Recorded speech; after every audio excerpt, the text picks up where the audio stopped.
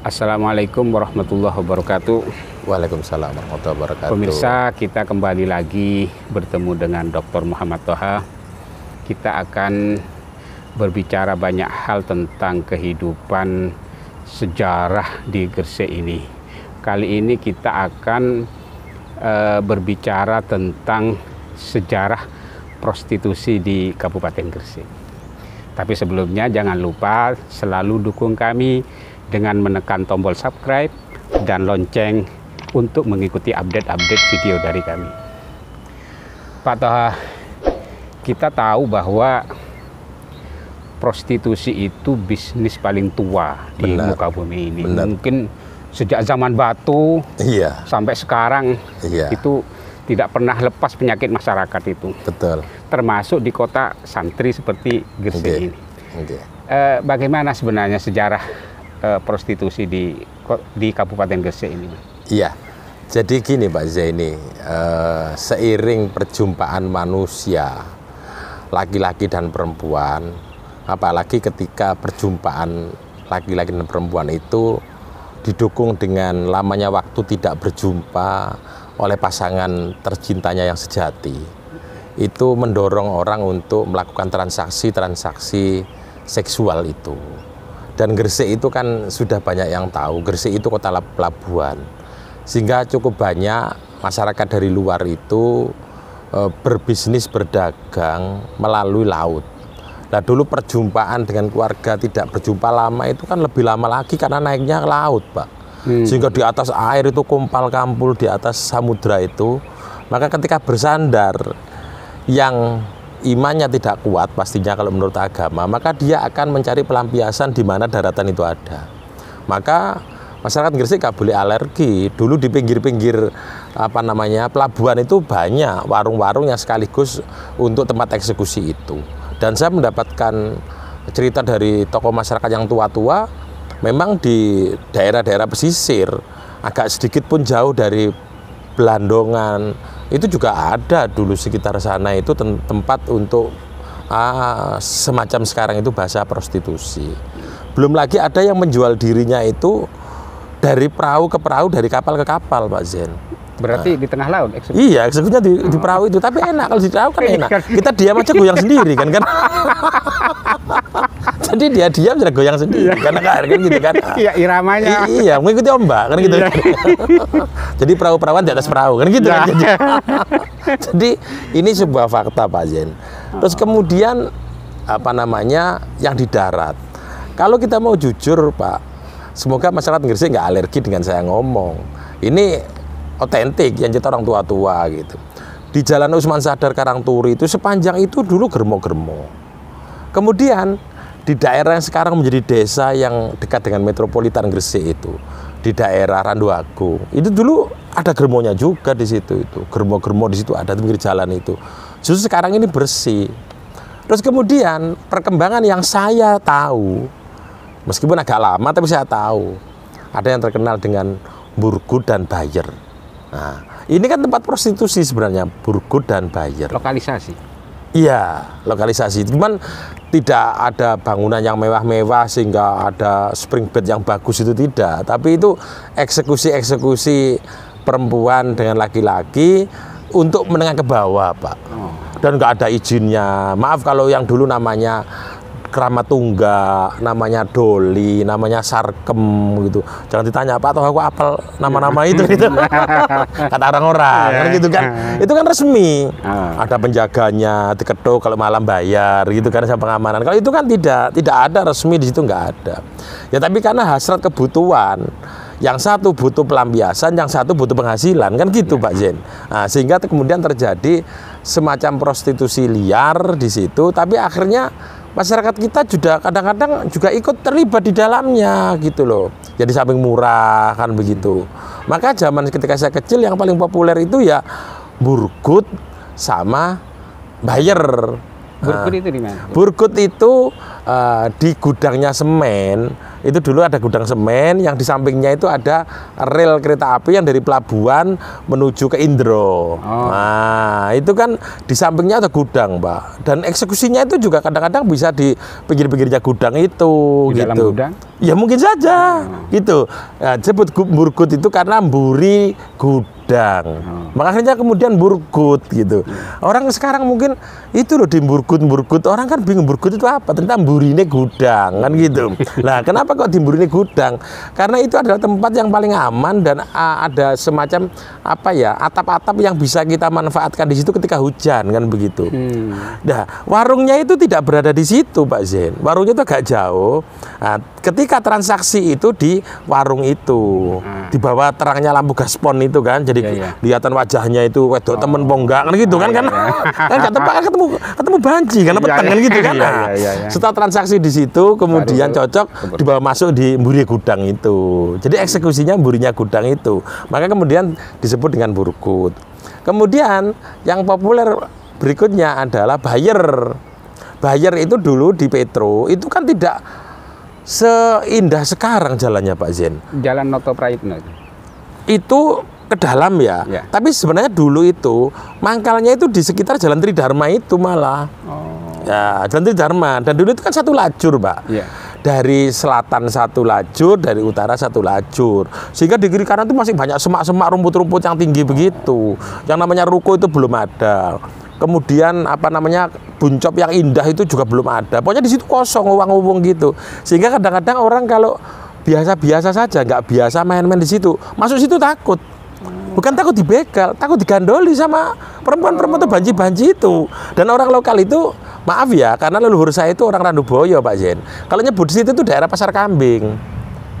Ya, ya jual kambing gitu loh, artinya jual kambing malam-malam gitu. Jadi pasar kambing nyebutnya, pasar kambing karena jual orang di situ kan gitu. Artinya kan berarti masyarakat itu menilai bahwa orang laki-laki yang sobo di situ itu berarti kan pada weduse, Pak.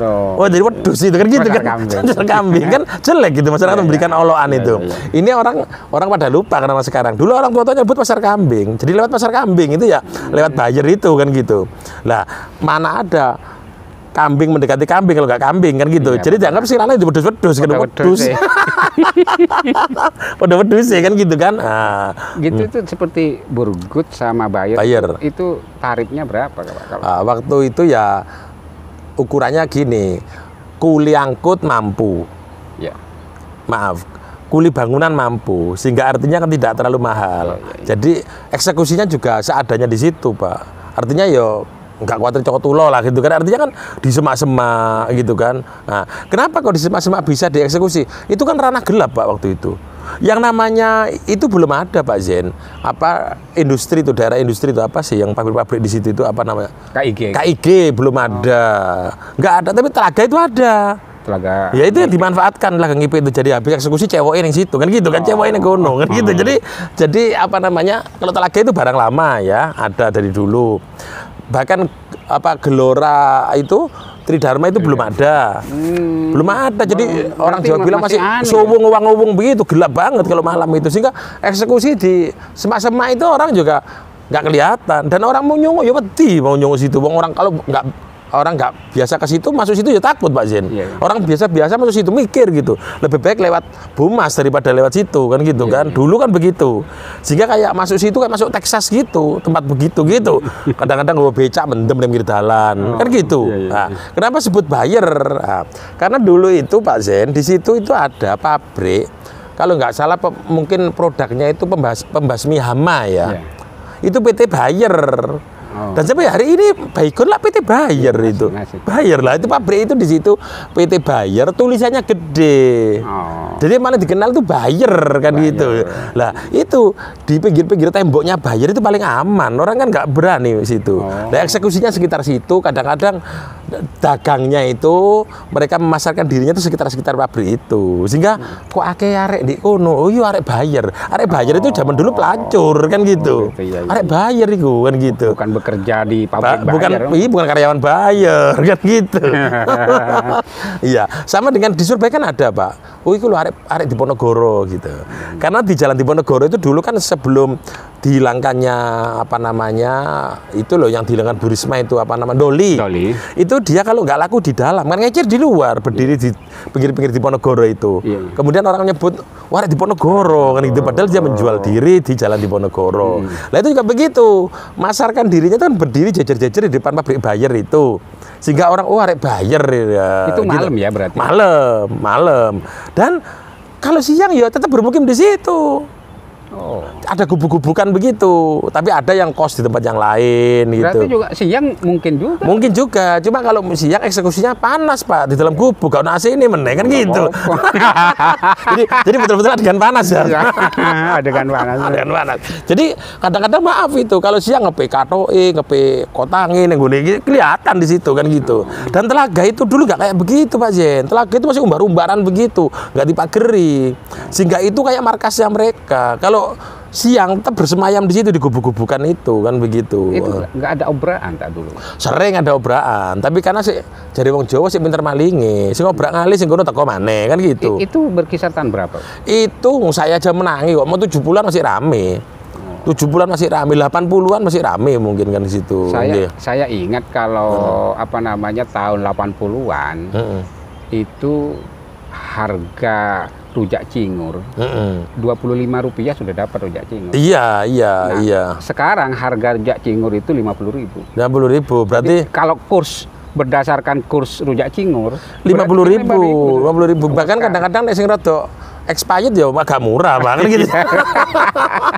Karena yang ke situ itu yang belanja itu kan bukan level elit, Pak. Ya level itu, maaf ya level apa namanya pekerja kasar, level kuli, level apa gitu. Tapi mereka rata-rata dari mana yang perempuan?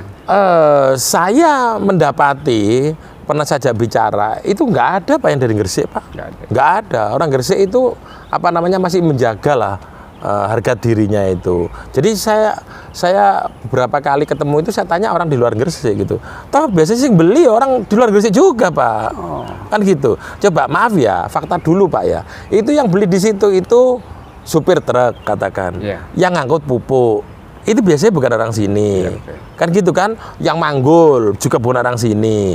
Dan logis Pak, mereka itu bukan berarti benar loh Pak, logis itu artinya gini, mereka itu perjalanan jauh Pak, ngirim pupuk dengan tergandeng, kan lama itu, berhari-hari, pelan-pelan, kemudian di situ adusin yang telogo, mari adus, mungkin menurut dia kalau ono barang sing dimanfaatno, lah bayar-bayar ini gak apa-apa, sing penting gak apa jenenge gak buntu, kan gitu Pak, jadi akhirnya.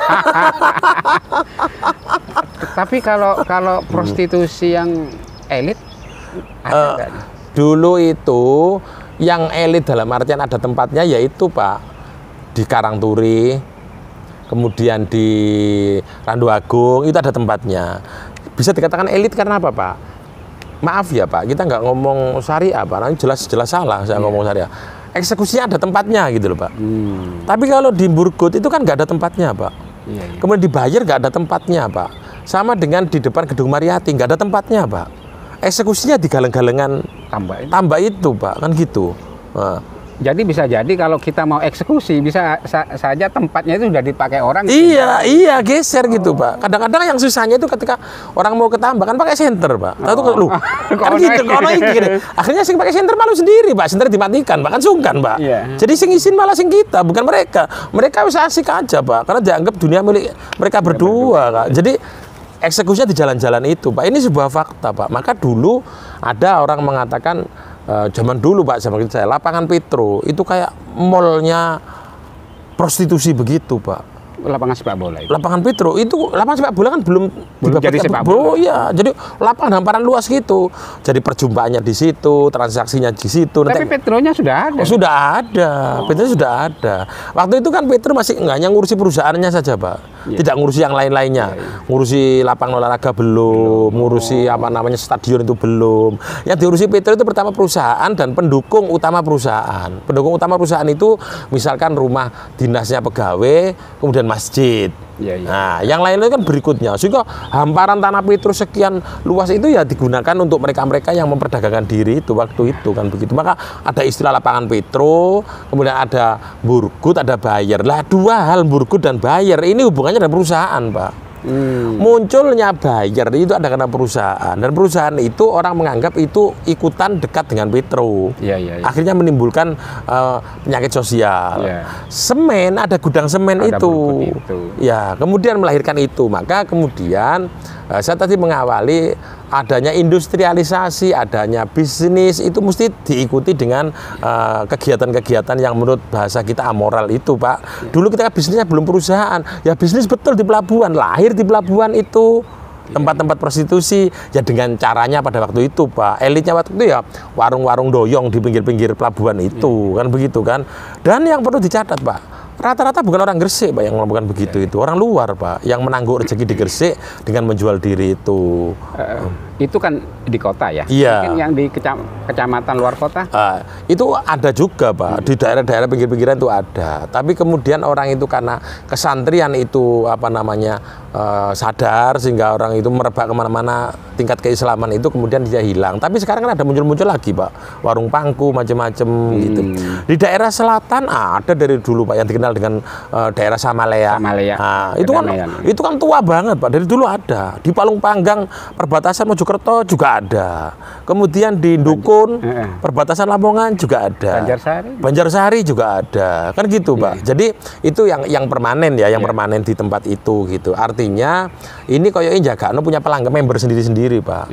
Tapi kalau yang di pelabuhan, kayak di Murgut, kayak di Bayer, itu kan person-person yang bekerja kesepian sehingga butuh penghiburan, kan begitu, Pak. Lah mungkin yang di dalam itu kayak Banjarsari itu kan dulu orang jarang nyebut Banjarsari, Pak. Tering kan, Pak? Iya, Tering. Tering, daerah Tering itu terkenal Tering. Kenapa kok sebut Tering? Dititir karo miring kan gitu, Pak. Dititir kan. Jadi Tering itu tua juga, Pak, kan gitu. Jadi banyak sebenarnya di Gresik itu. Maka saya orang yang optimis lah, Gresik ini lebih baik lah. Asal masyarakat aslinya jangan membuka kesempatan yang tidak baik. Kan gitu, Pak. Contohnya karena memanfaatkan banyak pekerja dari luar, terus buka kafe itu sebagai kedok akhirnya untuk transaksi dalam menyediakan tempat. Itu kan masalah. Jujur ya, Pak, ini dulu di Bunder juga ada loh, Pak, terminal itu. Di beberapa tempat itu ada itu, Pak. Lu kok tahu? Saya pernah survei ke dalam. Memang warung, Pak. Tapi ketika orang masuk ditawari, nggak pijet gitu. Ketika mijet yang dipijet mele, Pak. Iku wis dipijet akhirnya. Tapi sekarang sudah nggak ada di Bunder itu. Nggak ada kan? Tapi nggak tahu, barangkali kayak tutup tapi di Buryono itu yang nggak tahu saya, Pak. Maka itu harus Pol PP harus mengendus itu biar tidak merebak, karena tidak ada, Pak, prostitusi yang datang serta merta itu nggak ada, Pak. Mesti ada penarik. Mesti awalnya itu ada sesuatu yang kecil kemudian menjadi besar. Gak ono langsung dibuka germo itu gak ono. Kemudian dia menawarkan diri ke ono peminat, akhirnya dia membentuk kamar kan gitu, Pak. Gitu berkembang kan gitu. Kalau sekarang mungkin sudah lebih canggih lagi karena ada media internet. Iya. Jadi kalau petugas itu juga harus bukan hanya menyisir di perkampungan begitu, harus menyisir, harus paham dengan itu, menyisir di itu, Twitter, Facebook, Instagram. Ada lagi, Pak, micet. Komplit, Pak. Micet itu. Kenapa kok micet itu? Karena dia terukur jaraknya di mana kan, Pak? Radiusnya itu di mana kan? Sehingga yang namanya aparat itu jangan kemudian notoki hotel-hotel. Saiki itu kadang-kadang tidak itu, terima di kos-kosan, Pak. Kan gitu, Pak. Yang unik lagi sing kuatir iki apa, Pak? Sing datang itu gaya kayak lanang, Pak. Jadi kan tipe udah lanangi, nggak masalah kan. Umum kocok kerja gitu kan gitu, Pak. Lu soal kini ini montok, dikit jaket sing gede, Pak, kan aman, Pak. atau lakinya pakai apa kok? Iya, dicadari, Pak. Karena brengosnya gede saja kan gitu. Untuk mengelabui hotel. Iya kan gitu, Pak. Jadi kita itu pinter-pinternya aja aparat sekarang itu, Pak. Dan dulu itu, Pak, maaf ya, Pak, saya kecil, Pak. Memang kalau zaman sekarang itu dianggap dilaporkan HAM. Dulu itu kalau obraan balon, Pak. Dulu itu namanya obraan balon, Pak. Balon itu pelacur, Pak. Bahasa Jawa kan balon itu. Ini obraan balon, Pak, di Mariati itu dicakup, Pak. Jadi yang namanya petugas kerengan biyen dengan saiki, Pak. Karena wong biyen itu kan dianggap iki nggak balak wae kan gitu. Diobrai, Pak, digerebek. Jadi galang-galangan tambah itu jaga, Pak. Jalan ditutup, langsung digerebek, Pak. Dikumpulkan jadi satu, ditaruh di pos Hamsid di tempat kampus saya, Pak. Ada pos itu loh pos Hansip, Hansip. Ya. Itu ditaruh di situ, Pak. Oh. Ketika ayam begitu, Pak. Itu sampai nggak dipulangkan, Pak, di situ sampai pagi.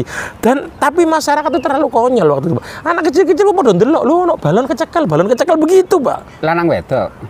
Umumnya wedok dikumpul wedok, lanang kumpul lanang. Oh. Jadi ada posnya gitu. Sampai karena mereka nggak kasih makan, Pak. Kita yang kecil-kecil itu, Pak, dikasih uang. Dek, tolong tukar sego bungkusan, Dek, tukar sego bungkusan. Untuk makan di balon itu kayak ayam begitu, Pak, dulu itu, Pak. Tapi mungkin barangkali orang dulu saya gergetene ben malu biar nggak balon lagi gitu, mungkin gitu, Pak. Oh ya, efek jerah. Efek jerah gitu. Tapi tentu orang banyak, Pak. Oh, beraan balon gitu, Pak. Termasuk jenengan Ikut dikontuk sego gitu loh, Pak. Dikontuk sego. Karena lumayan, Pak, diopain kan gitu. Kok tambahan sangu. Iya, jadi gitu, Pak, dulu itu, Pak. Lebih konyol lagi, Pak. Kereng lah. Kereng ya. Kereng, petugas Sekarang kereng. ini kan sopan. Iya. Ngobrak dengan sopan. Iya, di iya. pembina. Iya. Nggak sampai sejauh itu anunya. Iya. Lebih manusiawi lah bahasa. Iya. Namanya aja loh, Pak, nggak disebut balon sekarang kan. Pekerja seks komersial. Itu pekerjaan itu, Pak. Pekerjaan itu. Profesi. Berarti ada asosiasinya, berarti, Pak. Iya, betul. Kerja seks komersial. Pemirsa, ini diskusi kita menarik kan? Dan kita akan bertemu lagi dalam kesempatan berbeda dengan diskusi yang lebih menarik lagi. Ikutilah terus video kami. Wassalamualaikum warahmatullahi wabarakatuh. Waalaikumsalam warahmatullahi wabarakatuh.